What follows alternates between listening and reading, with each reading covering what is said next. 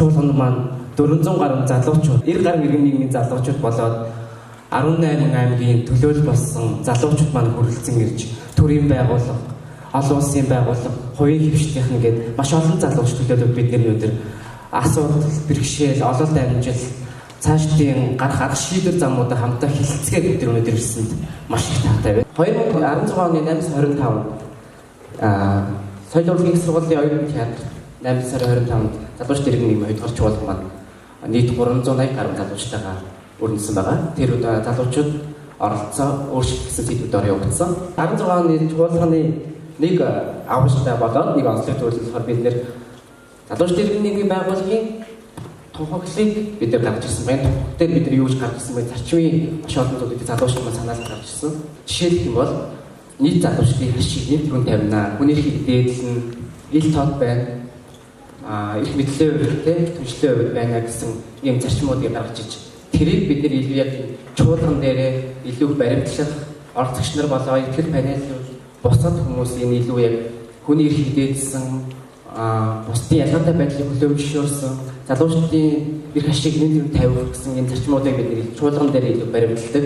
Мөн цаашдах бол яг залуучдын иргэн нийгмийн байгууллага маань илүү цаашдаа яг энэ зарчмуудыг өөрсдөө барьж ажиллах ёстой юм а гэдэг юм тухайг анхудаа гаргасан байгаа. Тэгэхээр бас илүү яг хэмжээхэн үр дүн гарах юм бол бид нэр төрийнхөнтэйгээ илүү бодлогын түвшинд илүү ажиллая. Залуучдын тухайлбал тэнд жинтэйгээр хүргье. Илүү гэмт дээр хамтын ажиллагаа өрнүүлээ гэсэн юм агуулгын хүрээнд бид нэр ажиллаж ирсэн байгаа.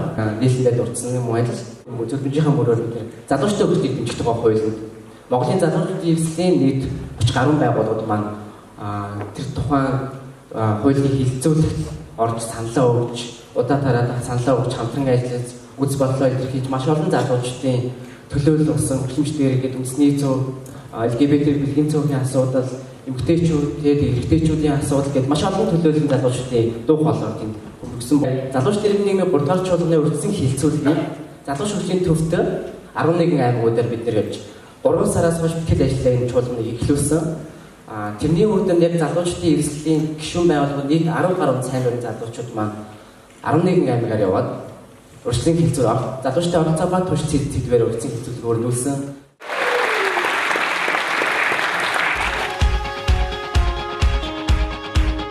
Түншлэлийг яаж одоо бий болгож болох юм бэ гэдэг бас тодорхой жижигхэн дүгнэлтүүдийг хэлээ. За тэгээд залуучуудад нээлттэй түншлэлтэй ажиллах зарчмаа бүгдээ хамтан боловсруулъя. Олсон тийм. За залуучуудын хөгжлийн талаар бодлого, шийдвэр гаргах бүх үйл явцыг хамтдаа ил тод нээлттэй өргүүлье. Буюу батлах, боловсруулах, батлах, хэрэгжүүлэх, хянах, үнэлэх бүх процессыг бид нар хамтдаа хэрэгжүүлье. За тэгээд залуучуудтай хамтарч ажиллахдаа олон төлөвлөлийг хангаж нээлттэй орчныг бүтээхэд анхаарай буюу тэр оролцож байгаа залуучуудын иргэний нийгмийн байгууллагууд тэр та бүдгийн түн шим бол бид нар харилцан бие бинийгээ адил тэгш гэж зөвшөөрье. Буюу бидэнд залуучуудад ээлт орчныг нэмэгдүүлж өгөөч. Дөрөвдүгээр залуучуудын зөвлөлд одоо ингээд бодит үүрэг их мэдл олгоё. Тэгжиж бид нар энэ 16 зорилгыг хэрэгжүүлэх тэр 17 зорилгын түншлэлийг хангах юм байна. Тэгэхээр түр ямар үүрэгтэй вэ гэхээр залуучууд өөрсдийнхөө асуудлыг ярилцах, хэлэлцэх, шийдвэрт нөлөөлөх ямар нэгэн байдлаар оролцооны механизмыг бүрдүүлж өстой гэж тарж байгаа. Залуучууд руу чиглэсэн. За тэр оролцооны механизмыг ашиглаад залуучууд өөрсдийнхөө асуудлыг шийдвэрлэх, хамтарч ярилцах, ээлтэй татаагаар шийдвэрлэх боломжийг олгоод төр ингээд эргээд асуудлаа ярьдаг байна гэсэн. Тэгэхээр энэ зураглалд одоо юм учиртай. Тэр хамгийн дээшлэл нь байгаа бичиг бол залуучуудын хөгжлийг дэмжих тухай хууль гэсэн бичиг байна. За тэгвэл энэ хууль маань биднэрт энэ боломжийг олгож өгч байгаа. Хуулийнхаа бид нар зарчмыг хангалттай болж байгаа. Ялгуурлан гадуурхахгүй гэдэг зарчим. Энэ дотор нөгөө үндэсний, хэлний, бэлгийн цөөн гэдэг бүх залуучуудыг ямар ч байдлаар нь ялгуурлан гадуурхахгүй гэсэн санаа явж байгаа. За дараа нь төрийн бодлого шийдвэр боловсруулах, хэрэгжилтэд хяналт шинжилгээ, үнэлгээ хийхэд залуучуудын иргэний нийгмийн байгууллагын оролцоог хангах ёстой гэж заасан. Тэгэхээр залуучуудын иргэний нийгэм бол өөрөө маш олонлог төлөөлөл байдаг тийм. Тэгэхээр энэ болгоны дуу хоолой шийдвэр гаргах, дүгнэлт шинжилгээ хийх, хяналт үнэлгээ тайлбар гэх бүх зүйл оролцоог нь хангах ёстой гэж тарж байна. За тэгээд залуучуудын үнэлэмжийг нэмэгдүүлэх, тэдний үзэл бодолд хүндэтгэлтэй хандах гэсэн зарчим. За тэгэхээр хуулийн дээр маань ийм 5 чухал дэмжих чиглэл байна. Хувь хүний түвшин, боловсрол, эрүүл мэнд, хүрээлэн буй орчин гэдэг явж байгаа. Тэгэхээр энэ дэмжих 5 чиглэл дээр уялдаа холбоог нь хангах маш чухал. Хоорондоо мэдээж ингээ уялдаа холбоотой иргэлтэн. Гэхдээ яг энэнийх нь гол цөм нь бол залуучууд өөрсдөө манай Буянгаар аймгийн залуучуудыг хөгжлийн төвийн дэргэдэх залуучуудын зөвлөл оролцооны клубын гишүүд манай ярилцаад иргэдийн төлөөлөгчдийн хурлын дэргэдэх залуучуудын зөвлөлийг байгуулъя гэж санаачилсан байгаа. За залуучуудын зөвлөл маань ерөнхийдөө төсөл хэлбэрээр явж байгаа. За залуучуудын зөвлөлийн хамгийн гол амин сүнс бол үнэт зүйлсийг тогтооё гэсэн манай аймгийн залуучуудын санаачлага явж байгаа юм. За хамгийн түрүүнд хамтын мандаттай байна. За санал санаачлагтай байна, багийн сэтгэлгээтэй байна. За хараат бас байна. Төвчний зорилго 2030 бүрэн бодит үйлсийг болгоход хүчтэй интернет хэмжээ садаж үзэж байгаа юм байна. 13 жилийн хавтар бид нар ямар хэсэг гарсан байх вэ гэдгийг үндсэн хуультай хүмүүстийн арчсан нэг зохион байгуулалт гэж тодорхойлсон. Гэхдээ энэ бол үндсэн хуулийн заалтаар 2030 он хүртэл орчинсан ойлголт биш. Тэр үүний төлөө хүмүүр хөрөнгөнд оруулахын тулд хэрхэн ажиллах вэ гэдгийг 17 дугаар зорилтын дээр бол төр иргэний нийгмийн байгууллага хувийн шиг, төр иргэний нийгмийн байгууллага хувийн шиг, төр хувийн шиг бүгдээрээ хэсэгтэйгээр хамтран ажиллах байдлыг тусгай авч үзснийг зарим нэгчлэр маань удаадараа онцлоо. Энэ дундаа төр иргэний нийгмийн байгууллагын түвшин ямар болох вэ? Ялангуяа залуучуудын төлөөлж байгаа иргэний нийгмийн байгууллага хэрхэн дуу хоолой байх гэж дуурч чадахгүй байгаа хүмүүсийг төлөөлж байгахын үүнээр хэрхэн байрсаар илэрхийлэх олон нийтийн түвшинд хангалттай хэмжээс яаж үүнийг баталгааж болох вэ? Ирэх зүүн орчин нь хэр үндэстэй баталгаатай байгаа үүнийг хэрхэн цаашаа хэрэгжүүлэх вэ гэдгийг бид нар тусгай авч үзлээ. Ялангуяа их мэдчүүлэх буюу тухайн асуудлаа өөрсдөө дуурч чадахгүй байгаа, тухайн асуудлыг дуурч чадахгүй байгаа, эсвэл асуудлаа олж харсан гэсэндээ түүндээ хэрхэн байрсаар илэрхийлэх мэдэхгүй байгаа хүмүүсийг их мэдчүүлэх, хүчилжүүлэх чухал юм байна. Ийм хүчилжүүлэхэд залуучуудын иргэний нийгмийн байгууллагын гүйцэтгэх гэх юм байна. Ялангуяа тэр бүх өөрсдөө туршлагаараа залуучуудыг мэддэг болгох, мэдсэн зүйлээ өөрийн бодсон зүйлээр тулгуурлаад нэгтэй холбоотой шийдвэр гаргах. Тэр шийдвэрээ болох баримтч тусныг мөрөөр явуулах. Энэ мөрөөр явсан гараад өөрчлөлт орж ирэх гэдгийг бас цаг хугацаа зарцуулж олноороо үүнд богорч хяналт тавьдаг болох чухал юм байна. Ялангуяа төрийн зүгээс ямар нэгэн үйл ажиллагаа явуулж байгаа төсөвлөх, төлөвлөх, боловсруулах, хэрэгжүүлэх, үнэлэх шалтгаан хүртэл бүгд дуурч чадсан. Түүнээс биш даангаа боловсруулах гэх юм уу?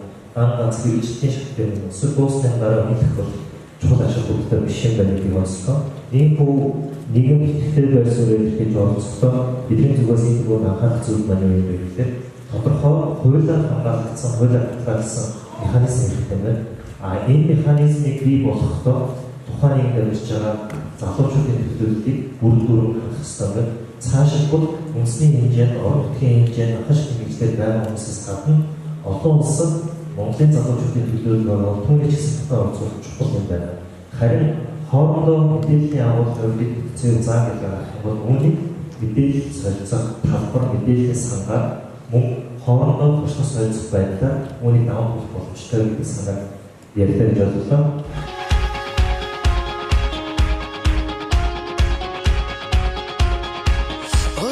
Манай сайд болохоор нэг 69285 хүмүүс хандсан. За тэгээд энэ хүмүүс маань яг 170 гаруй байгууллага, 170 гаруй одоо сайн дурын боломжит одоо өөрсдөө бүртгүүлээ сайн дурын ажил хийсэн гэсэн. Яг энэ тооноос харахад яг 2 жилийн хугацаанд 69,000 гаруй залуучууд ингэ сайн дурын хийж байна, сонирхож байна тий. За тэнгүүд бас манахаас гадна өөр одоо журмарч юм сайн дурын хийж байгаа хүмүүс зөндөө байгаа тий. Тэгээд тийм болохоор маш олон хүмүүс байна. Хүсэл хэмжээл маш их байна гэдгийг харж байна. За энэ мэтлээ ингээд маш олон кейсүүдэд Монголын залуучууд залхуу биш юм байна. Сайн дурын ажил үнэхээр хүсэл зориг ирмэлзэл байдаг юм байна гэдгийг одоо мэдчих болох юм. Залуучууд бол орон нутагт одоо олон нийтийн сайн дурын үйл ажиллагаанд оролцох хүсэл эрмэлзэл маш их байдаг. Залуучууд бидлэг ур чадварыг ингээд тэндээсээ сайнаар ажлыг хийснээрээ тэндээсээ ямар нэгэн эрч хүчийг мэдэрч эерэг зүйлийг бодож эхэлж гэнэ гэдэг ч юм уу те. Энэ нь эргээд нийгэмд эерэг өөрчлөлтийг бий болгож идэж байна гэж ойлгож байна. Хөгжлийн бэрхшээлтэй залуучуудын оролцоо одоос нэг 3 жилийн өмнөхийг бодох нь бол маш идэвхтэй болж байгаа. Тэгээд нийгмийн амьдралд бас оролцох нь маш хилдэг байгаа. Гэхдээ хөгжлийн бэрхшээлтэй хүмүүсийн эрх одоо бас зөрчигдсөн хэвээр боловсрол, хөдөлмөр эрхлэлт, за ажил хийхэд за хүний эрх ялуурлан гадуурхалт гэх бүх зүйл дээр бол эрх нь зөрчигдсөөр байгаа. Гэсэн ч гэсэн хөгжлийн бэрхшээлтэй ирээд ялангуяа залуучууд бол өөрсдийнхөө дуу хоолойг хөгжлийн бэрхшээлтийн эрхийг хамгаалах зэрэг байгууллагуудаараа дамжуулаад маш идэвхтэй хүргэдэг болсон, саналаа хүргэдэг болсон. Яаж ямар арга замаар шийдвэрлүүлэх вэ гэдгээ бас хэлдэг болсон. За тэгээд мөн залуучууд хууль батлах хэмжээнд бас өөрсдийнхөө мэдлэгээ маш их хэлж байгаа. Тэгээ үүнтэй холбоотойгоор 2016 онд хөгжлийн бэрхшээлтэй хүний эрхийн тухай хуулийг Монгол улс баталсан байгаа. Энэний нийгмийн төлөөлөл болсон залуучууд бидний хөгжлөө тодорхойлбол энэ бол зөвхөн эдийн засгийн хөгжлөөр тодорхойлогдох юм аа. Хөгжил гэдэг бол хүн бүр өөрөө өөрийн гэсэн нөгөө нэг амьдралын сайн сайхнаа эрэлхийлэх боломж нь ингээд бүрдчихсэн ялгуурлан агуулхалгүй тэгш нийгмийн харилцаанд оролцох тэр боломжийг нь бүрдүүлчихсэн тийм гоё ээлтэй нийгэм юм аа. Тийм болсон нийгэм бид нар хөгжсөн нийгэм гэж харна гэж тодорхойлчихсан байна. Тэгэхээр маш тодорхой харагдаж байгаа гэж бодож байна. Энд одоо залуучууд бид нар хөгжлийг юу гэж харж байгаагаа тий. За тэгээд энэнд бүгдээрээ хувь нэмрээ оруулна гэж ярьсан байгаа юм. Тэгэхээр залуучууд олон байна гэдэг бол тэр хэрээрээ бас залууч гэдэг нас урт байна гэдэг бол урд өмнөхөөс илүү их ажлын байр, эдийн засгийн одоо нөөц эрүүл мэндийн үйлчлэл юм уу бүх тэр нөгөө нийгмийн нөөц бололцоонууд улам их байх гэж шаардж байгаа. Тэгэхээр залуучууд бид нар нийгмээс тэрийг зүгээр нөгөө өмнөх үеэсээ тэрийг хүлээгээс сурах юм уу? Харин өөрөө өөрсдийнхөө замыг засаад тэр нөгөө нөөц бололцоонуудаа ингээд тэлээд урдах нөгөө хатар газрыг харлаад явна гэхээр өөрөө өөрсдөө зам гаргаад явах юм уу гэдэг сонголтоо. Тэгээ бид нар тэр хоёр дахьыг нь өөрөө өөрсдөө боломж олгон өөрсдөө оролцсон юм тодорхойлчихсан байна. Сайн дурын одоо энэ аяндаа бий болдог өөрөө өөрөөсөө үүсгэлтэй хэвтэй манлайлалтай энэ зарчмууд бол нөгөө бидний албан ёсны гэж хэлээд байгаа иргэний оролцоонд маань агаар ус шиг хэвчээтэй бас салшгүй нэг хэсэг. Тэгэхээр энэ хоёр бие бинийгээ ингэж нөхцөлдүүлж яадаг. Сайн дурын ажилд та өмнө сайн оролцдог байсан бол дараа нь та сайн бодлого нөлөөлөгч болж чадна л гэсэн.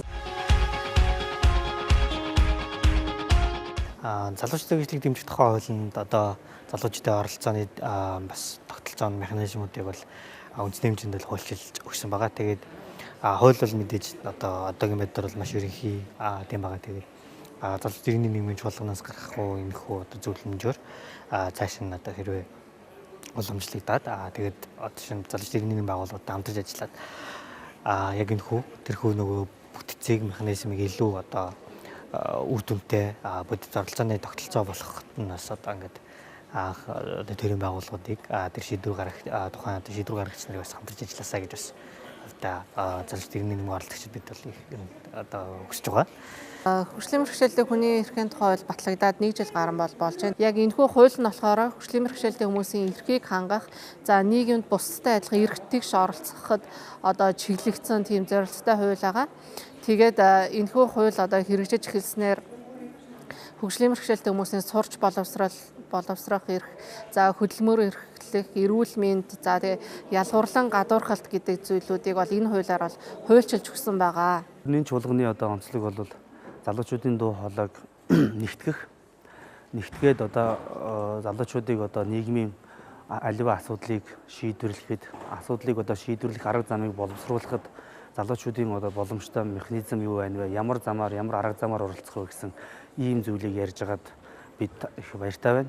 Увсан аймгийн хүн амын 70.2%-ийг 0-аас 35 хүртэлх насны хүүхэд залуучууд эзэлдэг байгаа. Тэгэхээр яг энэ хүмүүсийн одоо дуу хоолой болгож эдэн тулгамдж байгаа асуудлыг бид бас энэ үндэсний хэмжээнд болж байгаа чуулганд оруулъя гэсэн ийм бодлоор бид бол ирсэн.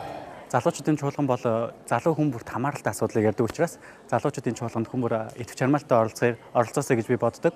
Энэ чуулганд магадгүй дараа жилээс ч юм уу бүгдээрээ цахим хаягаар бүгдээрээ бүхий л салбарт байгаа хөдөө орон нутаг, бүхий л төвшөнд байгаа залуу хүмүүс гадаад орон нутагт байгаа гадаадд байгаа залуус ч гэсэндээ энэ зүйлд оролцоосоо гэж хүсдэг. Өмнөх жилүүдэд би оролцсон туршлагаас гэвэл залуучуудын асуудлыг залуус өөрсдөө гаргаж ирдэг. Энэ жилийн онцлог болохоор ялангуяа хөдөө орон нутгийн залуучууд бидний мэддэггүй хотод байгаа дарга нарын мэддэггүй асуудлуудыг өөрсдөө гаргаж ирээд тэднэрт зөвлөмж байгаар өгж байгаа нь болохоор айгүй давуу талтай болж байгаа гэж бодож байгаа.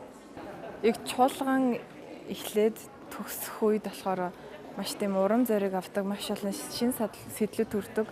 Тэгээд яг чуулганаас гараад явхад яг Монгол яг ийм байдалтай байгаа юм байна. Энэ талаас нь оролцож болох юм байна. Энэ талд нь дутмаг байгаа юм байна. Энэ тал дээр нь ажиллавал ер нь анхдагч нь болоод ер нь нийгэмдээ хувь нэмрээ орлох боломжтой мэн гэдэг тэр санаануудыг олж авдаг. Энэхүү залуучуудын 91-ийн 3 дугаар чуулганд би анх удаа ингээд Дархан аймагаас төлөөлөд оролцож байгаа. Дархан хотоос оролцсондоо маш их баяртай байгаа. Мөн тохион нийлний хэлмэрчийн үйлчлэгээр одоо хангаж миний одоо оролцоог бодит болгож мэдээллийн хүртээмжээр ингэж 100% хангаж байгаад маш их баяртай байна. Талархаж байна.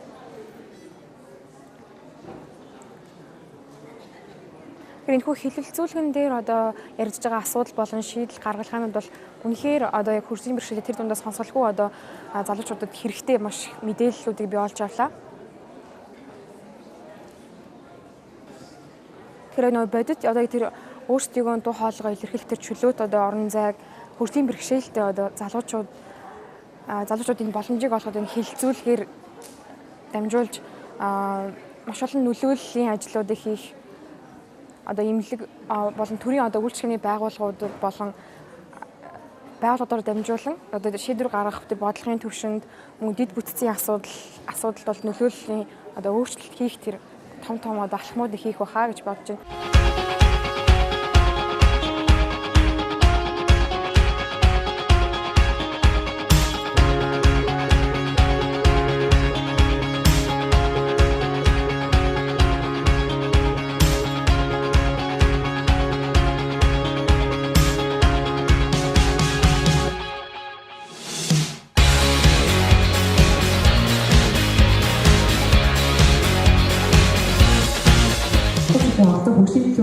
Хүнчлэг яг өнөөдөр энэ урайтайгаар зохион байгуулж байгаа энэ чуулган маань албатай өгшин зорилтын 17 дугаар зорилтыг хэрэгжүүлэхэд бол маш үнэтэй одоо олон чиглэл зөвлөмж саналуудыг гаргасан чуулган болсон бахаа гэж би бодож байгаа. Тэгэхээр өмнөх жилүүдийн чуулгануудаас гарсан зөвлөмжүүдийг та бүхнээс гарсан санаачлалуудыг одоо залуучуудын хөгжлийг дэмжих тухай хуулиудаа би бас тусгаж одоо хууль байна.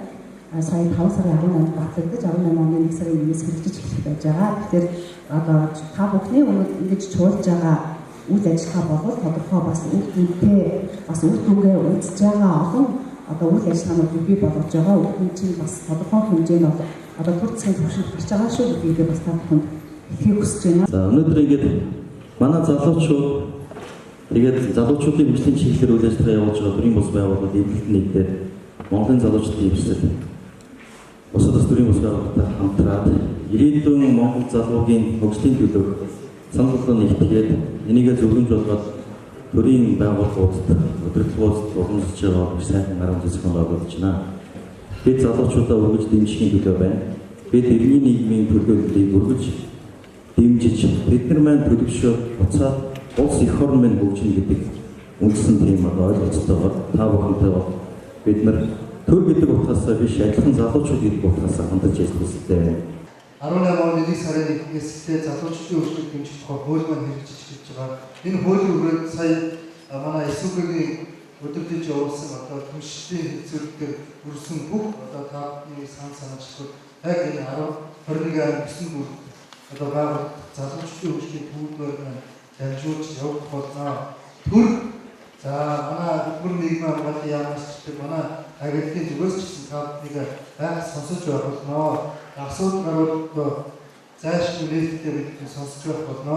Залуучдын оролцоо хөгжлийн төлөв хэсгүүд орж байгаа. Залуучдын иргэний нэг тарч болгоноос гарсан зөвлөмж. Тэгэхээр болохоор яг урьдчилан хилцүүлгийн 11 зохион байгуулсан хилцүүлэг маань зөвлөж маань орсон байна. Өнөөдөр 340 гаруй залуучууд ирсэн зөвлөмж бас орсон байна. Энэ тал би хөтөлбөр нэгэн амгалан яамд залуучуудыг өөрсдийн асуудлаа судлах боломжийг бүрдүүлж санхүүгийн болон арга зүйн дэвшлэг үзүүлэх. Үндэсний хэмжээнд хэрэгжих залуучуудын хөгжлийн хөтөлбөрийг боловсруулах, хэрэгжүүлэх хянах, үнэлэх бүхий л үйл явцад залуучдын иргэн нийгмийн байгууллагаа түшдэг. Сайн дурын ажлыг үнэлэх тогтолцоог боловсруулахгүй болгож залуусын ашигыг хамгаалахад анхаарах буюу хөтөлбөрийн мөртлгөөс сэргийлэх. Залуучуудыг утгатайгаар оролцуулах, ажлын арга барил, мэдээлэл өгөх суугийг сайжруулах. Залуучууд хөгжлийн агентлаг бол бидний бас 2-3 жил ярьж ирсэн бид нар бие даасан байгууллагатай бай гэж бид нар бодлогын төсөж явж байхад нь хэлжсэн. Тэгэхээр бидний энэ санал бодол ингээд зүгээр өнгөрдгөө бид нар ямар нэгэн хэмжээгээр төр бол ингээд сонсогдож идэм байх гэдэг бол энэ бүс нутгийн бишээ үндэсний хэмжээнд болон орон нутгийн хэмжээнд ингээд агентлагийн үйл ажиллагаа яваад жинхэнэ залуучууд бас ингээд хандах газартай болж байгаагаар бидний ярьж байгаа зүйлүүд бодит үйл хэрэг болох юм аа гэдэг зүйлийг бас харуулж байна. Тэгээд нийслэлийн хэмжээнд ажиллаж байгаа энэ залуучууд хөгжлийн газрыг бид нар их загвар болон манлайлан 21 аймагт үлгэр жишээ болоосай гэдэг үгнээс энэ зөвлөмжийг гаргуулж байгаа гэдэг хүлээж аваарай гэж хүсмээр байна. За нийслэлийн залуучуудын хөгжлийн газар залуучуудын хөгжлийн салбар зөвлөлийг олон талын төлөөлөлтөд байгуулж улсын хэмжээнд загвар зөвлөлт болох сайн туршлага бий болоход манлайлан оролцох. Монголын залуучуудын эвсэлтэй хамтын ажиллагаагаа өргөжүүлж хамтран ажиллах санамж хичээлэх бичиг байгуулах замаар залуучуудын оролцоог дэмжих, залуучуудын иргэний нийгмийн байгууллагуудтай хамтран түрүүний митингээр төсөл хөтөлбөр хэрэгжүүлэх боломж юу байна энийг дэлгэрүүлж судлаач гэдэг зөвлөмжийг өгч байна. Баярлалаа. За хүүхдийн тул залуучуудын хөгжлийн газар хууль заасан зөвлөлийн дүрмийг боловсруулах залуусан олон талын төлөөллийг хангаж Монголын залуучуудын эсрэг хамтран ажиллах орон нутгийн салбар зөвлөлийн мөрөгчсөн дуурай боловсруулах аймагуудын хөрвүүл самбыг тусгах бүхий шатнд байгуулах зөвлөлийн бүрдүүлэх тогтоох төр иргэн нийгмийн байгууллага тооны харьцаатай тэнцвэртэй байх анхаарах зөвлөлийн бүрдүүлэх зорилготой мөрөг ялангуяа хөгжлийн бэрхшээлтэй үндэсний болон бэлгийн цөөхөн залуусыг төлөөлөх конвертыг тодорхой тусгаж хүйсийн тэнцвэртэй байдлыг хангахад анхаарах залуучуудын хөгжлийн төвүүдийн сайн туршлагатай шинээр байгуулсан төвүүдэд бүтээх харилцан суралцах боломжийг бүрдүүлэх.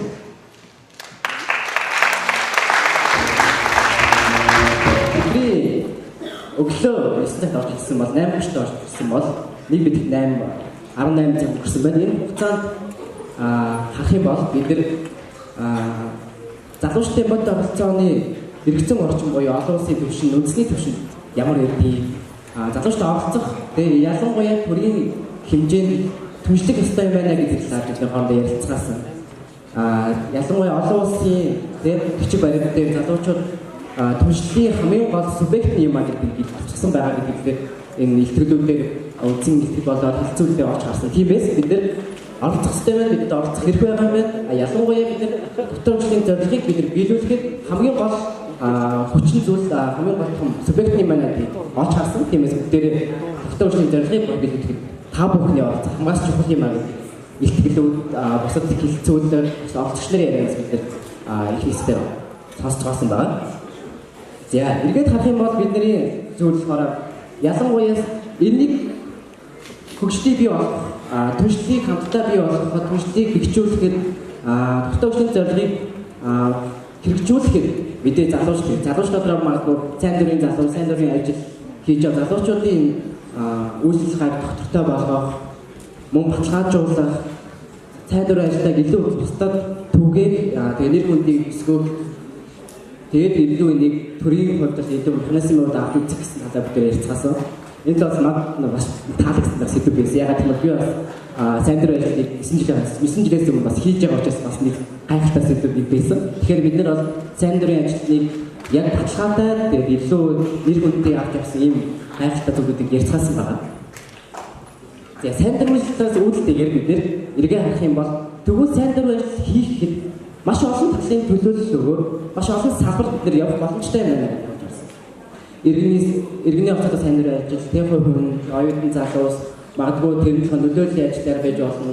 Магадгүй сайн улсын аян, эсвэл бизнесийн нийгмийн чиглэлээр илүү нөлөөллийн бодлогын түвшин маш олон төлөвлөлийн маш олон хэлбэрийн сайн дурын ажил байгаа гэдгийг бид хоорондоо хилцүүлэн явуулсан та бүхний бас туршлагаас хуваалцсан байна. Ингээд бид нар сайн дурын ажлаар үзсэн бол бид нар яаж нийгмийг өөрчлөхөд дээрээс нь төртөөгөө түншлэхэд бид нар ямар сайн туршлага байгаа юм бэ тийм ямар туршлага байгаа ямар бид нар хийж бүтээсэн зүйл байгаа цаашдаа бид нар төртөөгөө яаж сайн жишг сайн туршлагыг бий болох боломжтой юм гэдэг та бүхэн олж та бүхэн орон нутгийн сайн туршлагуудыг Улаанбаатарын залуучдын сайн туршлагыг төрөөс бас ерөн нийгмийн олон улсын байгууллагын сайн туршлагыг сонсч байсан. Тэгэхээр бид нар төртөөгөө эрх мэдлийн үед юм тэмцүү. Тэгээд түншлэлийн хэмжээнд бид нар ажиллах боломжтой байна. Бид нар арга зам байгаа юм байна. Бид нар боломж байгаа юм байна. Бид нар хүний нөөц, мэдлэг, ур чадвар, хандлага тэгээд та бүхэн бид нар байгаа гэж. Тиймээс нийгмийг өөрчлөхөд тийм хэцүү зүйл мөн байна. Түншлэлийн төртөөгөө түншлэх тийм хэцүү зүйл мөн байна.